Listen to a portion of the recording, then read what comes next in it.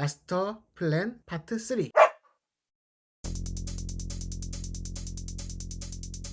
테슬라에게는 16년 전부터 내려오는 엄청난 비밀이 있습니다. 그래서 그 이름도 바로 테슬라 시크릿 마스터 플랜인데요.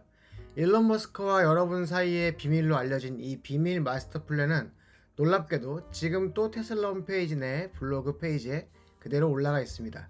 공개 날짜는 2006년 8월 2일입니다.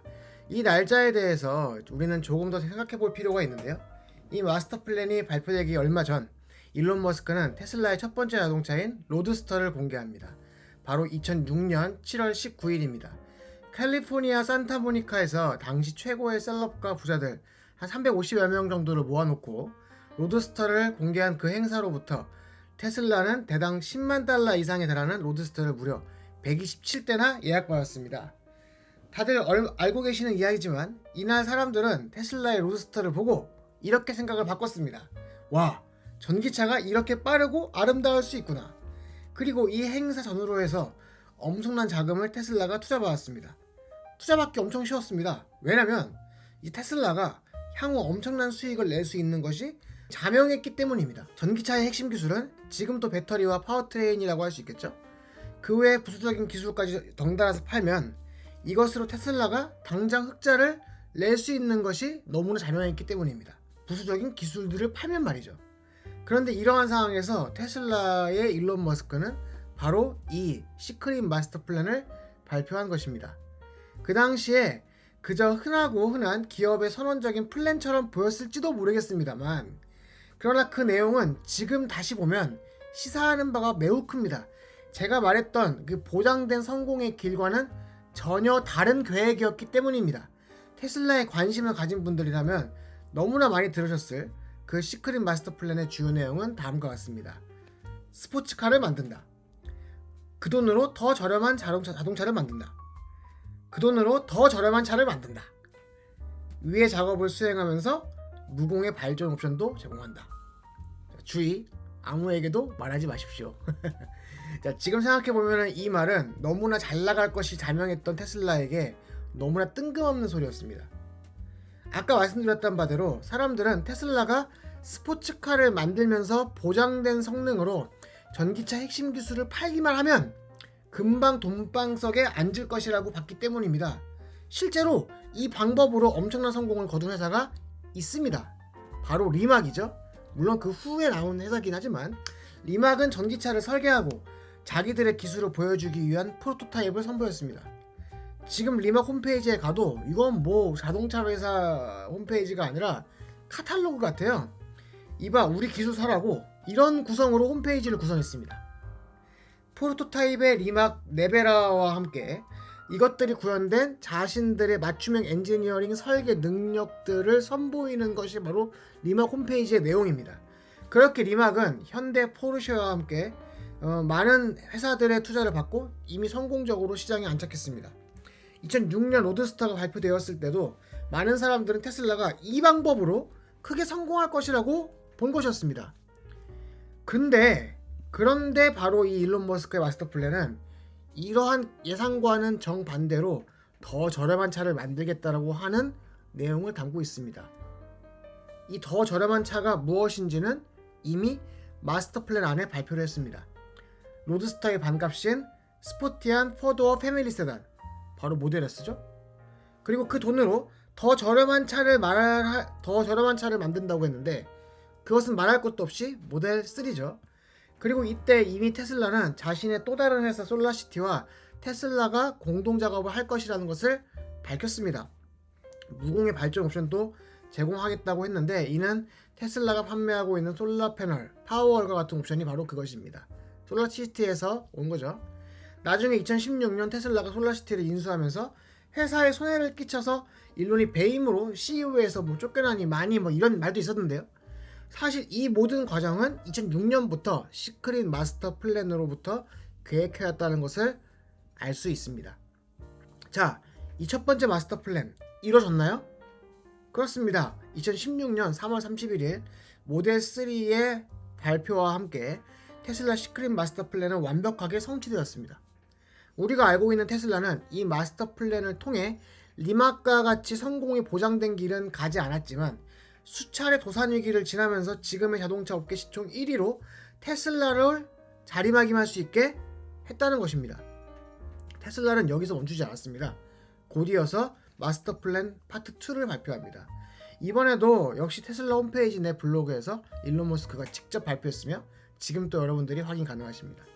파트 2 발표 시기는 2016년 7월 20일입니다. 파트 1은 2006년 8월 2일이었으니까 정확하게 한 10년 후에 발표한 셈이죠.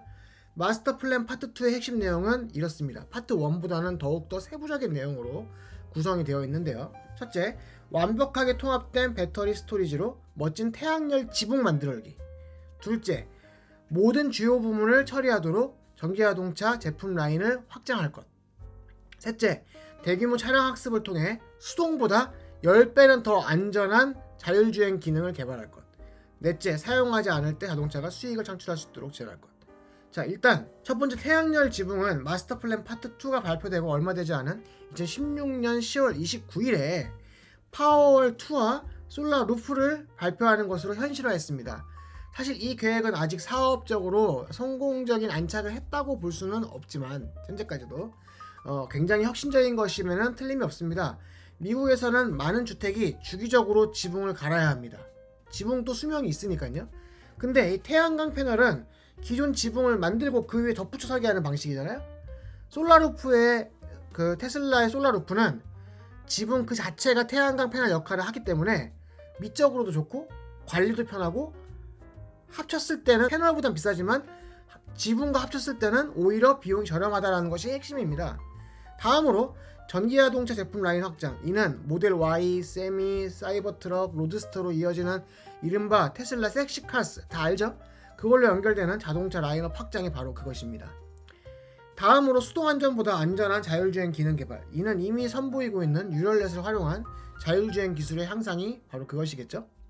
자, 사용하지 않을 때 자동차가 수익을 창출할 수 있도록 지원한다. 이것은 로보택시를 이야기하는 것이라 생각이 드는데 아직 이것은 조금 유연하다고 생각합니다. 다만 자율주행 기능이 개발이 완성되면 후차적으로 이루어질 수 있는 것이겠죠. 이에 관련돼서 제가 의견을 다룬 영상이 있습니다. 25,000달러짜리 테슬라에 대한 제 생각을 다룬 영상을 참고 부탁드리고요. 제가 그때 말했습니다. 이거 쉽게 안 나온다고요. 안 나옵니다, 쉽게. 네, 여튼 마스터 플랜 파트 2를 보면 발표한 지 6년여가 지난 지금, 자, 여러분이 보시기 어떻습니까? 테슬라가 설정한 마스터 플랜 파트 2 충실히 따라가고 있는 것처럼 보입니까? 일단 노이비 생각은 그렇습니다. 차근차근 계획대로는 하고 있구나. 그리고 이렇게 열심히 계획을 세워서 추진하는 회사라면 믿어볼만 하지 않나? 자, 그런데 제가 이러한 영상을 만든 이유는 바로 이겁니다. 여러분 다 아시다시피 마스터 플랜 파트 3.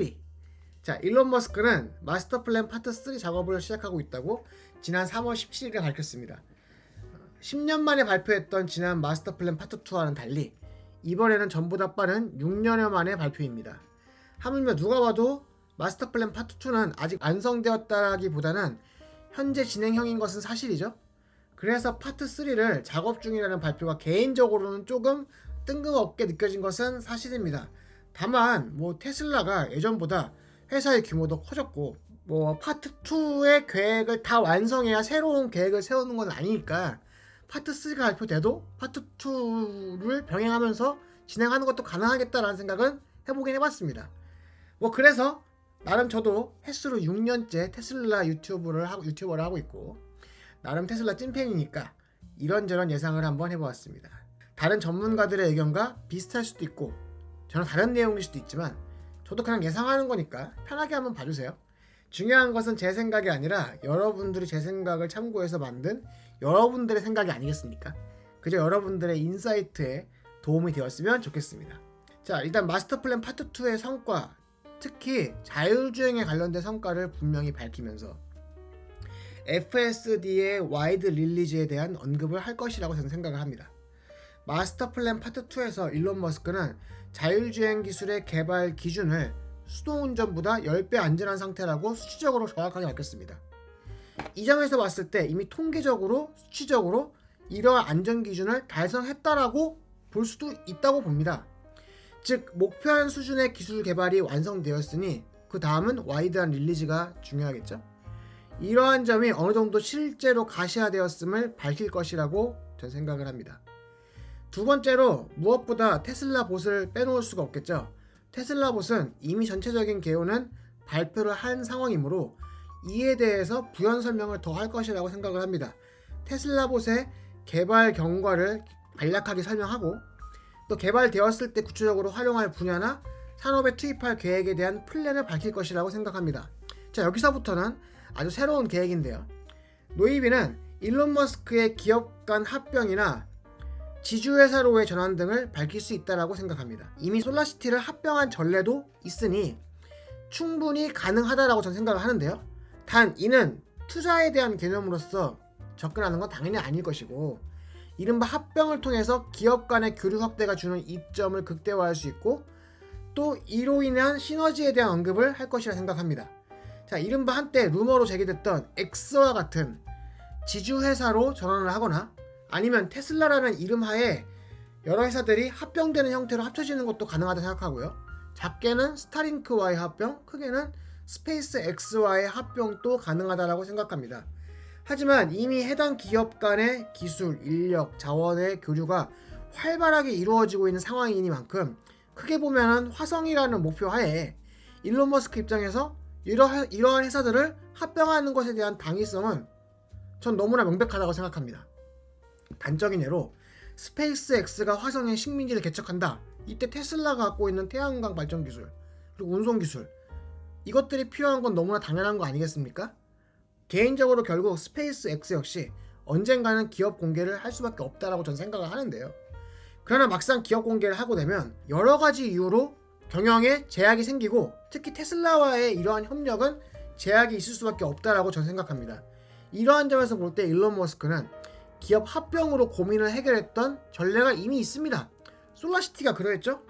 그때도 마스터 플랜을 통해서 이미 그 밑그림을 밝혔습니다. 그 밑그림을 그렸고 밝혔다는 거예요. 추가로 원래 연말에 계획하고 있었던 기가팩토리의 추가 건설에 대한 플랜을 발표할 수 있다고 생각합니다. 이 기가팩토리 발표는 단순히 공장을 추가로 만드는 것이 목표가 아니고 최근 자동차 생산에서 가장 중요한 문제, 즉 생산에 필요한 부품 공급망을 확보하는 접근에 대한 노력이 아닐까 생각해봤습니다. 노이비가 생각하기에 테슬라는 저렴한 인력을 확보하기 위해서 공장을 짓는다? 그런 회사가 아니라 생각합니다. 시장을 보고 해당 국가에 공장을 진출하는 경우도 있겠죠. 근데 이는 중국, 이미 그렇게 이루어졌죠?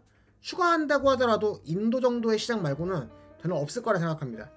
오히려 독일과의 사례와 마찬가지로 부품 공급망을 확보하고 기술의 직접 효과를 노리기 위해서 진출하는 것이 더욱 가능성이 크다고 생각하고요. 저는 이러한 이유로 대한민국도 테슬라에게 굉장히 중요한 지정학적 포인트가 될 수 있다고 생각합니다. 자, 크게 보면 향후 안정적인 대량 생산을 위한 제조 혁신에 대한 언급을 할 것이고 그 과정에서 기가팩토리도 언급할 수 있을 것이다 라고 생각합니다. 자, 이를 토대로 노이비가 예상한 마스터 플랜 파트 3를 정리하면 다음과 같습니다. 자율주행 기능의 완성을 바탕으로 한 광범위한 릴리즈. 둘째, 테슬라봇의 구체적인 향후 계획. 셋째, 스타링크, 스페이스 X 등의 회사와의 합병 또는 지주회사 전환. 넷째, 공급망 확보와 기술의 직접 효과로 생산을 더욱 가속화하기 위한 제조 혁신. 추가로 기가팩토리 건설. 자, 어디까지나 노이비 개인적인 예상을 한번 해보았고요. 여러분의 생각은 어떻습니까? 의견 댓글로 남겨주시고요. 구독과 좋아요, 알림 설정도 부탁드립니다. 감사합니다. 이상 여러분께 도움을 드리고자 노력하는 노이비였습니다. 끝!